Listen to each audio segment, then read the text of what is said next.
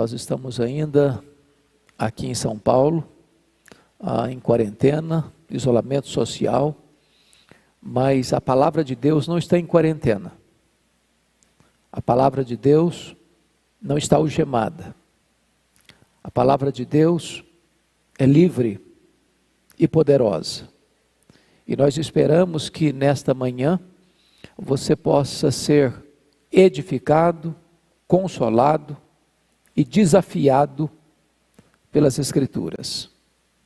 Eu quero conclamar você para ler comigo na carta de Paulo aos Romanos, no capítulo 12, versos 1 e 2. Eu não vou fazer propriamente dito uma exposição desse texto, mas eu quero considerar um assunto com você a partir desse texto. Então, abra sua Bíblia comigo aí em Romanos 12, versos de 1 a 2.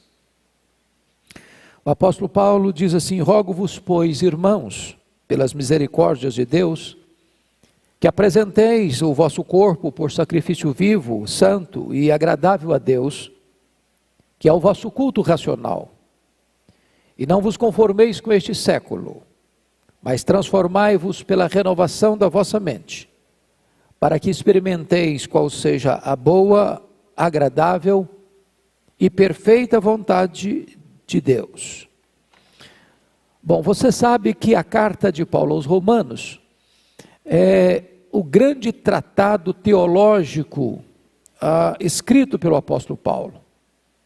Talvez o ponto culminante dos seus ensinamentos, da sua doutrinação, das verdades gloriosas do Evangelho. Esta carta tem sido extremamente influente na história da humanidade.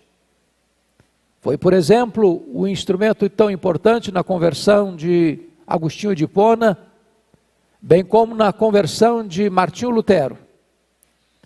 Talvez ninguém conseguiu jamais expor toda a profundidade desta epístola, inspirada pelo Espírito Santo e escrita por este bandeirante do cristianismo, o apóstolo Paulo. Esta carta é dividida em duas partes principais. Dos capítulos 1 ao capítulo 11, é a parte doutrinária, onde Paulo aborda as grandes verdades do cristianismo: a depravação total do homem, a justificação pela fé e a nossa segurança em Cristo, em virtude da eleição, da vocação eficaz e também do selo do Espírito Santo em nós e a perseverança de Deus em nos guardar seguros. Mas a segunda parte desta epístola, dos capítulos 12 a 16, Paulo faz uma aplicação da doutrina. É a parte prática da epístola. E parece-nos que esta era a maneira de Paulo ensinar. Primeiro ele dava a base doutrinária, depois ele fazia a aplicação. Primeiro a teologia, depois a ética. Primeiro o credo, depois a conduta. Primeiro a base doutrinária, depois o comportamento que deva proceder deste ensino doutrinário. E Paulo, então, a partir do capítulo 12, vai resumir esta questão prática da vida cristã em virtude da doutrina recebida, deve se reverberar, refletir nos nossos relacionamentos. E Paulo aqui vai tratar de vários relacionamentos que decorrem desta verdade transformadora do Evangelho que nos alcançou e que nos transformou. O primeiro relacionamento, fruto de uma nova vida em Cristo, é o nosso relacionamento com Deus. E é isso que Paulo estabelece nos versos 1 e 2 do capítulo 12. Rogo-vos, pois, irmãos, veja você que esta preposição pois é uma espécie de elo de ligação entre o que Paulo ensinou até agora dos capítulos 1 a 11, com que ele vai agora estabelecer como norma de vida para os crentes. E ele diz: rogo-vos, pois, irmãos, pelas misericórdias de Deus, que apresenteis o vosso corpo por sacrifício vivo, santo e agradável a Deus, que é o vosso culto racional. Então você encontra aqui primeiro uma apresentação, que vos apresenteis. Depois você, no verso 2, encontra uma inconformação, e não vos conformeis com este século. E depois você encontra uma transformação, para que, mas transformai-vos pela renovação da vossa mente, para que experimenteis qual seja a boa, agradável e perfeita vontade de Deus. Como é que você se relaciona com Deus? É quando você entrega sua vida, seu corpo. É quando você, vivendo neste mundo, caído, posto no maligno, não entra na forma deste mundo, não assume como um camaleão a cor deste mundo. É quando você está no mundo, mas não é do mundo. É quando você vive como cidadão da terra, mas governado pelas leis do céu, porque também é um cidadão do céu. É quando você pauta a sua vida, não pela ética relativa e situacional pregada pelo mundo, mas quando você pauta a sua vida pelos absolutos de Deus, exarados na sua palavra. E então Paulo diz que quando você desta maneira age, você vai sendo transformado pela renovação da sua mente, para que você experimente qual seja a boa, agradável e perfeita vontade de Deus. Primeira coisa, a sua relação com Deus é a sua entrega para Ele, para viver com Ele e para a glória dEle, e para viver neste mundo como um elemento de transformação e não de conformação com este século. O segundo relacionamento que Paulo estabelece como fruto da nossa nova vida em Cristo é o nosso relacionamento com nós mesmos. Confira comigo, por gentileza, no capítulo 12, versos 3 a 8.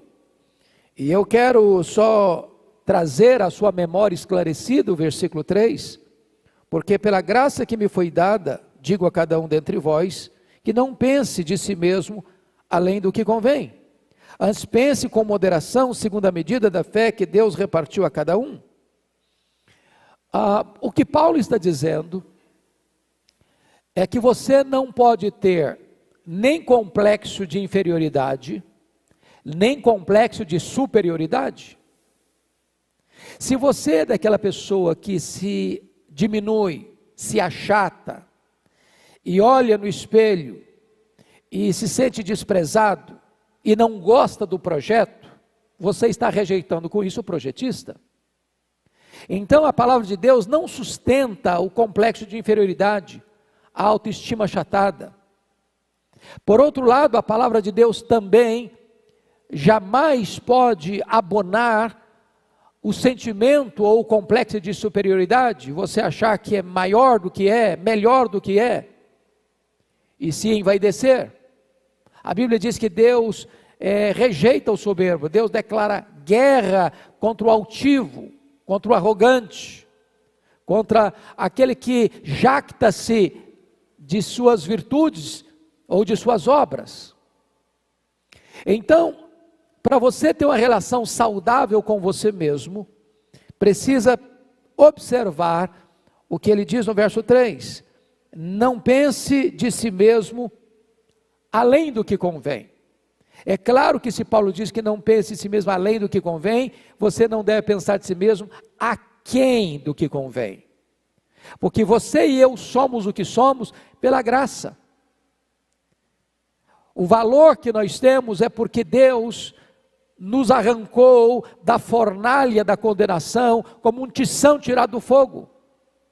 Mas agora nós temos valor, porque agora somos filhos de Deus, somos herdeiros de Deus, somos membros da família de Deus, somos cidadãos dos céus, e temos a alegria de ter o nosso nome escrito no livro da vida. Então, quando você compreende a obra da redenção, quando você compreende o amor de Deus, o sacrifício de Cristo e a ação do Espírito Santo, que mudou a sua história, a sua vida, dando-lhe um novo coração, uma nova mente, uma nova vida, uma nova família, uma nova pátria, uma nova herança, você se exulta em Deus, por causa da graça que alcançou a sua vida, e você tem uma autoestima saudável, e uma relação com você mesmo, diante do espelho, também saudável.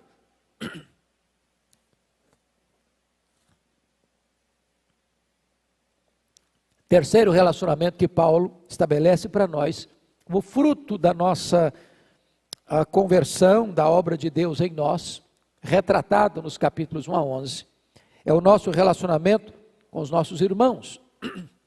E agora Paulo está falando os nossos irmãos em Cristo, o nosso convívio como família de Deus, e isso está bem expresso nos versos 9 até o verso de número 16, do capítulo 12, e ele trata da necessidade do amor, o amor seja sem hipocrisia. O que significa isso? É que Deus não quer apenas o discurso do amor, Deus quer a prática do amor. Não adianta você rasgar seda e eloquentemente proferir palavras bonitas ao seu irmão na fé, dizendo que o ama, se as suas atitudes em relação a esse irmão são contrárias ao seu discurso. É isso que Paulo está dizendo, o amor seja sem hipocrisia. Mas quando chega no versículo 10, ele diz: amai-vos cordialmente uns aos outros, com amor fraternal.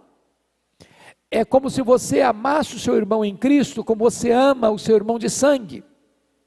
Como é que você ama o seu irmão de sangue? Não porque ele é apenas uma pessoa virtuosa. Você o ama porque ele é membro da sua família. Você o ama apesar dos seus defeitos, das suas limitações. E Paulo vai dizer para nós o que significa isso: preferindo-vos em honra uns aos outros. Como é que você se relaciona com seus irmãos na fé? Com seus irmãos de outras denominações? Com seus irmãos que fazem parte do corpo de Cristo? Achando-se superior a eles? Diminuindo-os, ao mesmo tempo tentando elevar você? Paulo diz: não, você deve preferir o seu irmão em honra. Ou seja, na ordem da vida cristã é primeiro Cristo, depois o outro, só então você.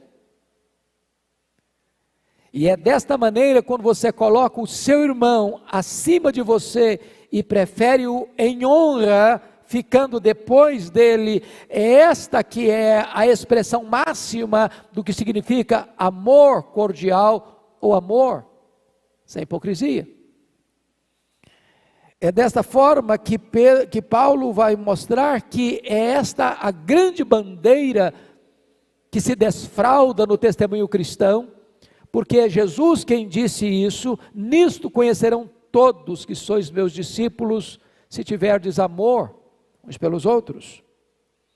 Mas ainda no versículo 13, o apóstolo Paulo retrata uma outra expressão desse amor, quando ele diz: compartilhai as necessidades dos santos, praticai a hospitalidade. Ou seja, como é que eu me relaciono com os meus irmãos na fé? É quando eu, tendo oportunidade de socorrer o meu irmão que está passando uma necessidade, o faço sem detença. Eu acho que vocês já ouviram, e nós estamos reiterando aqui o apelo que o pastor Arival tem feito nos cultos aqui na Escola Bíblica Dominical e pelas redes sociais, para que nós nos unamos, por exemplo, nesta época de pandemia que assola a nação brasileira, que desidrata a economia do país, tantas pessoas desempregadas, tantos empresários fechando as portas da sua empresa, sem perspectiva de retornar, que nós sejamos solidários em socorrer os nossos irmãos que estão precisando de um socorro imediato. E eu volto a reiterar este apelo de que você que tem recursos, e você que pode, você que é sensível a este apelo, que você nos ajude a ajudar as pessoas necessitadas, porque está escrito aqui que nós precisamos compartilhar as necessidades dos santos. Mas finalmente Paulo trata dessa questão do relacionamento com os nossos irmãos, quando ele chega no verso 16, ele diz assim: tende o mesmo sentimento uns para com os outros, em lugar de serdes orgulhosos, condescendei com o que é humilde, não sejais sábios aos vossos próprios olhos. Talvez a maneira mais vergonhosa de eu me exaltar é rebaixar o meu irmão. Porque quando eu rebaixo o meu irmão, automaticamente eu estou me autopromovendo.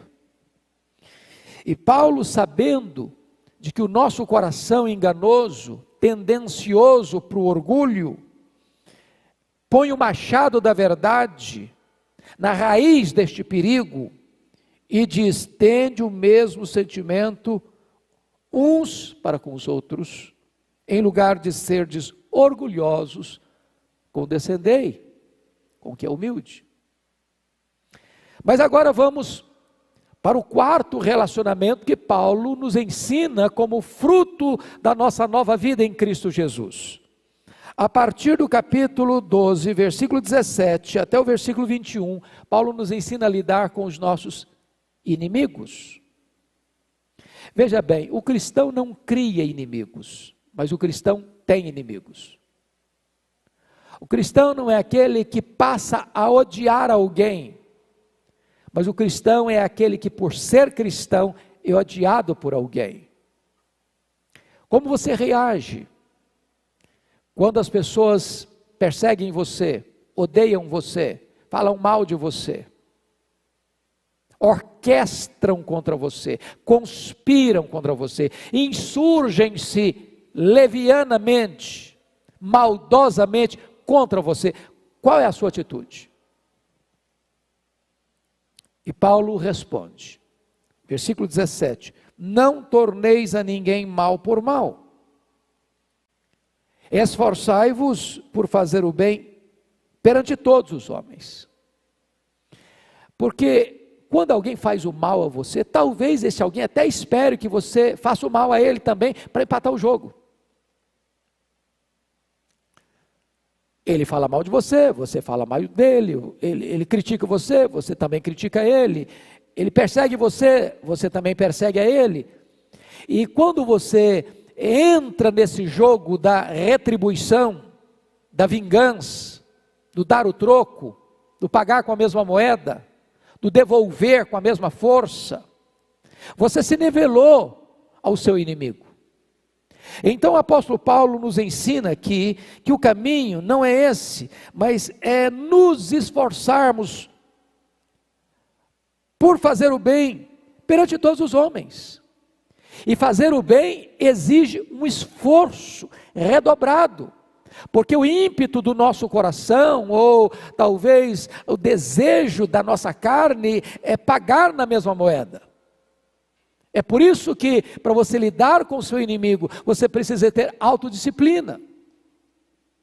No versículo 18 ele diz: se possível, quanto depender de vós, tende paz com todos os homens.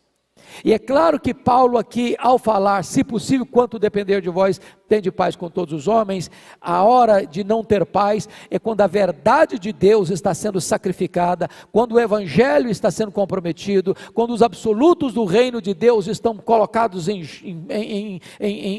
jogo, e então nessa hora, você se levanta para defender princípios e valores. É por isso que o mundo odeia a igreja, porque o mundo quer que a igreja se conforme com ele. O mundo quer que você bote os seus pés nessa forma dele, que você se cale, que você se omita, que você se acovarde, que você não se apresente, que você não proclame a verdade de Deus no mundo de relativismo, que você não anuncie o Evangelho num mundo em que tantas vozes propõem para o homem a questão da religiosidade, e você nesse momento se levanta e diz: só há um Evangelho, só há um Salvador, só há um Senhor, só há uma porta para o céu, só há um caminho para Deus, e você não abre mão dessa verdade absoluta.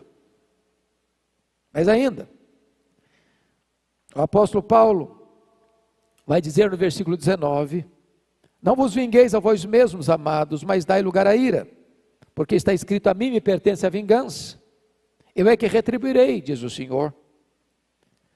Então, o que Paulo está nos ensinando é que se alguém fizer o mal a você, você não devolve na mesma moeda. Você não pratica vingança, porque praticar a vingança é tirar das mãos de Deus uma atribuição exclusiva sua. A mim me pertence a vingança. É arrogar para si uma função exclusiva de Deus. Mas note comigo, versículo 20. Pelo contrário, olha bem o que Paulo vai ensinar. Não basta a você apenas não retribuir, vingando-se. Olha o verso 20, pelo contrário. Se o teu inimigo tiver fome, dá-lhe de comer. Se tiver sede, dá-lhe de beber. Porque fazendo isso, amontoarás brasas vivas sobre a sua cabeça. Você não apenas não paga o mal com o mal, você dá um passo a mais. Você tem uma reação transcendental. Você paga o mal com o bem. E Paulo ensina isso não filosoficamente, mas ele desce para o campo prático, dizendo: se o teu inimigo tiver fome, dá-lhe de comer. Se tiver sede, dá-lhe de beber. É por isso que agora há pouco nós ouvimos o pastor Arival, quando falou da questão das cestas básicas que estão sendo distribuídas pelo Brasil afora, e graças a Deus, porque as pessoas têm sido tão generosas e contribuído, mas estamos distribuindo também cestas básicas com aqueles que talvez até perseguem a igreja ou falam mal da igreja. Por quê? Porque este é o cristianismo, esta é a prática cristã. Nós cuidamos prioritariamente da nossa família, nós devemos fazer o bem a todos, especialmente os da família da fé, mas nós devemos, além da família da fé, fazer o bem a todos, inclusive aos nossos inimigos. É isso que Paulo está nos ensinando aqui. Então você precisa aprender a relacionar-se com os inimigos, de forma bíblica. Pois bem, depois que Paulo falou da sua relação, da nossa relação, como fruto da obra da graça de Deus em nós, com Deus, com você mesmo, com seus irmãos e com seus inimigos, agora, em quinto lugar, Paulo vai falar da relação do cristão com as autoridades constituídas. E ele trata disso no capítulo 13 de Romanos. Quando ele diz: todo homem esteja sujeito às autoridades superiores, porque não há autoridade que não proceda de Deus, e as autoridades que existem foram por ele instituídas, de modo que aquele que se opõe à autoridade resiste à ordenação de Deus, e os que resistem trarão sobre si mesmos condenação. Então preste bem atenção nisso. Um cristão é um cidadão deste mundo também, e como tal, é alguém que respeita a ordem, que respeita o Estado de Direito, que respeita as autoridades constituídas. Ainda que discorde da pessoa, ele respeita a posição que esta pessoa ocupa e exerce por delegação. Você bem sabe que dentro do conceito nosso humano de democracia, dizemos que democracia é o governo do povo, pelo povo e para o povo. Mas quando você examina do ponto de vista teológico, na verdade, a última fonte e a grande fonte do poder não emana do povo, emana de Deus. O povo é apenas um instrumento para que o propósito e a vontade de Deus se consume. Todo governante precisava entender isso, que ele governa debaixo do governo maior de Deus. Quem constitui é Deus, quem coloca no trono é Deus, quem tira do trono é Deus. Deus pode até usar e usa o povo como seu instrumento, mas finalmente quem é o supremo governante do universo, quem está sentado na sala do trono é Deus.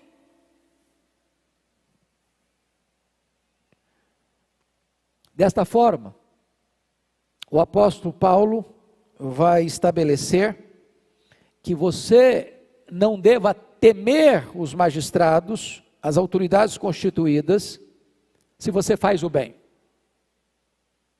Você até terá louvor dela.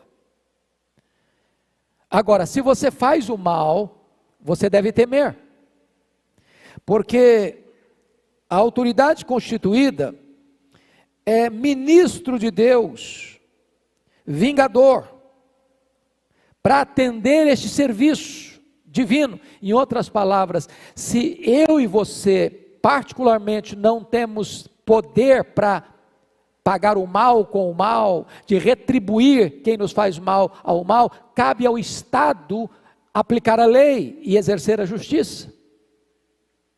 E é muito importante você compreender isso, para que você tenha uma relação saudável com as autoridades constituídas. Nosso papel ainda, como Paulo ensina na sua carta, a primeira carta a Timóteo, é de orar pelas autoridades constituídas.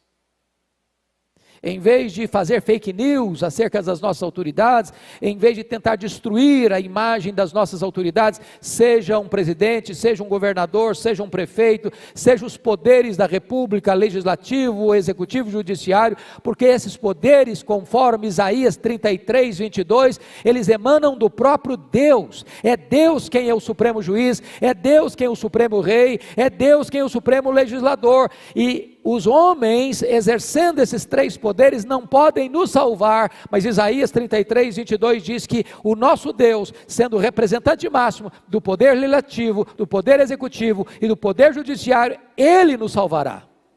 Nele está a nossa salvação. Pois bem, depois que Paulo então tratou desses cinco relacionamentos, fruto da nossa nova vida em Cristo, relacionamento com Deus, relacionamento com nós mesmos, relacionamento com os nossos irmãos, relacionamento com os nossos inimigos, relacionamento com as autoridades constituídas. Paulo conclui esta matéria da aplicação da doutrina, mostrando como é que deve ser o nosso relacionamento com os nossos irmãos em Cristo que pensam diferente de nós. Por que é importante isso? Porque nós precisamos ter uma visão mais ampla do corpo de Cristo.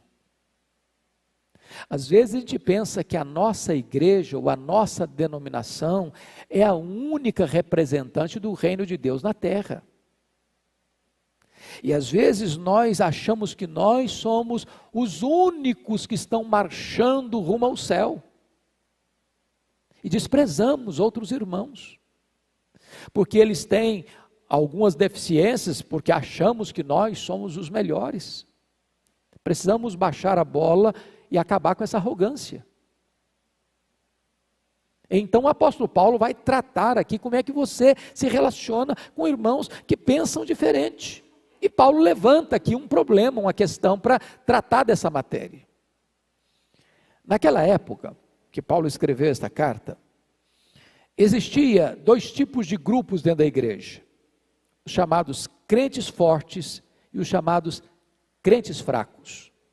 Paulo, lá no capítulo 15, se apresenta, no versículo 1, como membro deste grupo chamado dos crentes fortes. E o que caracterizava o crente fraco e o crente forte é que, naquela época, onde havia muitos cultos pagãos, e muitas vezes, dentro do politeísmo romano, e também do politeísmo grego que ainda prevalecia dentro da cultura romana, havia cultos pagãos onde se sacrificava animais e parte desta carne era consumida, seja nos templos pagãos ou parte desta carne descendo para os mercados e sendo vendidos para as pessoas comuns.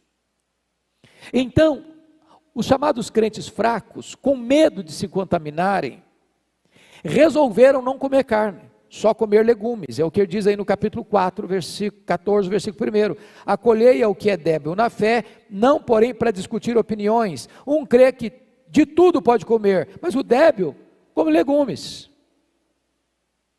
E aí Paulo estabelece no verso 3, quem come não despreze o que não come, e o que não come não julgue o que come, porque Deus o acolheu. O que Paulo está ensinando aqui? Ele trata disso talvez de uma maneira mais abrangente ainda, na sua primeira carta aos Coríntios, capítulos 8, 9 e 10, quando ele lida sobre a questão da liberdade cristã. E ele fala que em 3 circunstâncias você de fato não deveria comer carne, nem no templo do ídolo, nem ainda ao mercado e o açougueiro falando para você, não, essa carne que está aqui foi sacrificada aos ídolos, não compre, não leve para casa. Ou se você for na casa de um amigo, não cristão, e ele convidar você para um jantar, e ao pôr a mesa, dizer assim para você, bom, essa carne que está aqui à mesa, foi sacrificada aos ídolos. Ele diz, nessa conjuntura, não coma. Mas você não deve ficar numa paranoia de achar que tudo foi sacrificado aos ídolos, e com isso deixar de comer, como algumas vezes aconteceu aqui no Brasil, algumas ondas da época chamada da nova era, que dava uma explosão sobre esse assunto, aí não podia comprar esse produto, porque a empresa tinha ligação lá com o satanismo, esse produto também não come, porque também o dono dessa empresa é satanista, ou é ateu, etc. E foi uma paranoia, muita gente deixando de comprar e comer algumas coisas normais e lícitas. Esses eram os crentes fracos. A consciência dele era ferida por qualquer coisa, eram hipersensíveis. E o que estava acontecendo? A igreja começou a se dividir por esse assunto. Então vinha um crente forte que achava que podia comer de tudo, e olhar para o crente fraco e dizer, você é um fracote, você é um crente de segunda classe, você não tem conhecimento, você é bebê na fé, você não tem entendimento espiritual, você não tem maturidade espiritual. Você está aqui no escabelo dos meus pés, não entende as coisas, não conhece Bíblia, não conhece teologia, não conhece doutrina, e desprezava o crente fraco. Qual era o problema do crente fraco? É que ele olhava para o crente forte, que achava que podia comer de tudo, dentro destas exceções que eu acabei de falar, e julgava o crente forte. Você não é crente. Se você fosse crente mesmo, você não comia carne. Se você fosse crente mesmo, você não tinha essa prática. E começava a julgar os crentes fortes. Qual a orientação de Paulo? Versículo 3, capítulo 14. Quem come, não despreze o que não come. Paulo está dizendo para o crente forte, não despreze o crente fraco. Agora, olha outro lado da moeda. E o que não come, o crente fraco, não julgue o que come, o crente forte, porque Deus o acolheu. Bom, vamos partir agora para uma aplicação para a nossa realidade brasileira. Quantas vezes, meus irmãos, nós drenamos as nossas energias discutindo coisas pequenas, miúdas, de estilo de roupa, estilo de cardápio, e desta maneira a gente começa a brigar, a criar partidos e levantar muros, onde muitas vezes vivemos como pessoas isoladas umas das outras, como se o meu irmão de uma outra denominação fosse meu inimigo. Quando eu parece que não tenho prazer em ouvir que a igreja que ele está pastoreando está crescendo.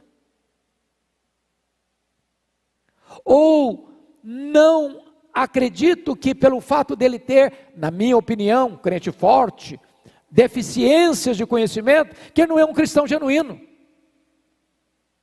E desta maneira, os crentes, em vez de viverem em comunhão e unidade, para que o mundo creia, tantas vezes vivem brigando, se digladiando, entrando em conflito, entrando em guerra, entrando em discussões inócuas, inoportunas, e tantas vezes trazendo prejuízos ao reino de Deus. Como é que Paulo lida com isso? Olha o que ele diz, versículo 5. Vamos pegar no versículo 4 primeiro. Quem és tu que julgas o servo alheio? Para o seu próprio Senhor está em pé ou cai, mas estará em pé porque o Senhor é poderoso para o suster. Versículo 5. Um faz diferença entre dia e dia, outro julga iguais todos os dias. Cada um tem opinião bem definida em sua própria mente. Quem distingue entre dia e dia, para o Senhor o faz, e quem come, para o Senhor come, porque dá graças a Deus, e quem não come, para o Senhor não come, dá graças a Deus. O que Paulo está dizendo é o seguinte: se você acha que não deve comer carne, ok, você está fazendo isso e dando graças a Deus, porque você não come carne, e você acha que come carne, eu como carne, bom, você come carne e dá graças a Deus que come carne, então você faz uma coisa e outra para Deus, para a glória de Deus. Ambos são crentes, ambos são servos de Deus, uns com deficiência, outros com menos deficiência, mas é hora de nós aprendermos a lidar com os irmãos que pensam diferente de nós, para acolhê-los, em vez de rejeitá-los. Como é que Paulo lida com isso então, para fechar esse argumento? Olha comigo o versículo 7 e 8.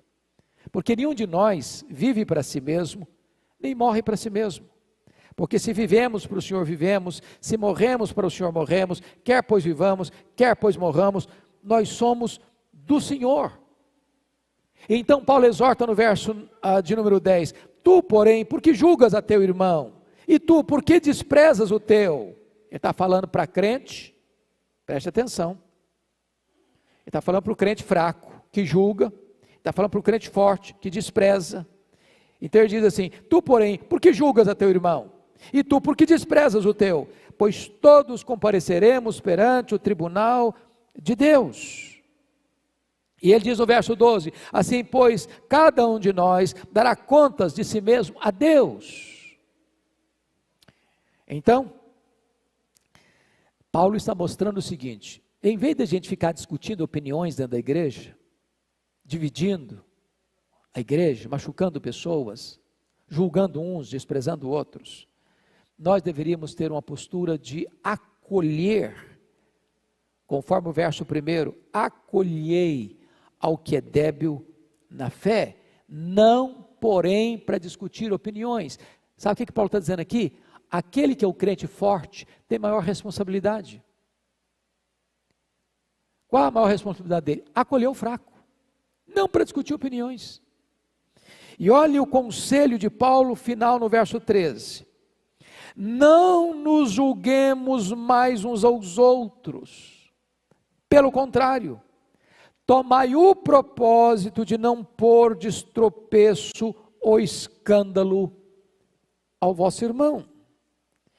Ele vai dizer no verso 15, se por causa de comida o teu irmão se entristece, já não anda segundo o amor fraternal.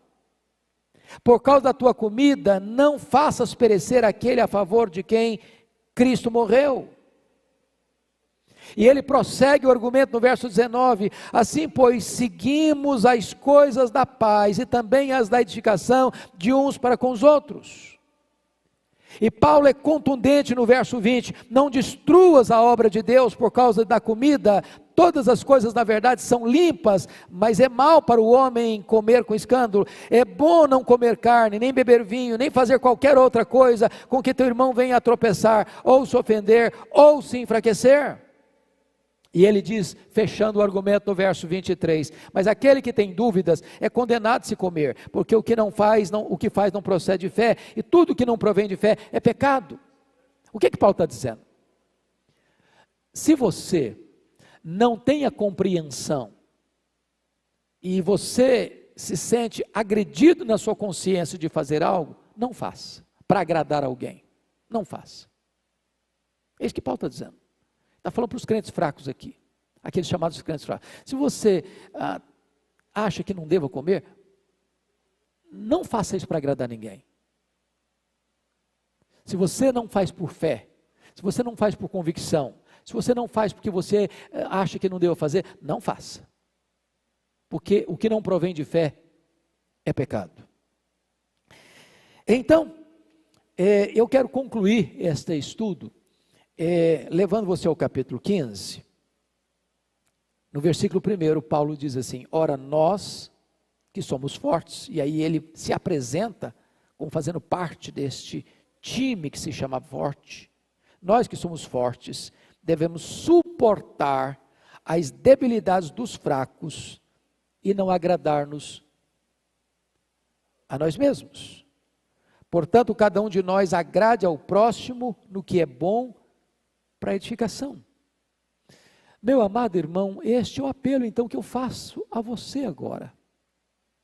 Se você entende que você tem mais conhecimento que seu irmão, se você entende que a sua denominação, ela tem um nível de conhecimento maior do que o conhecimento de outros irmãos de outras denominações, não os despreze, acolha-os, não para discutir opiniões.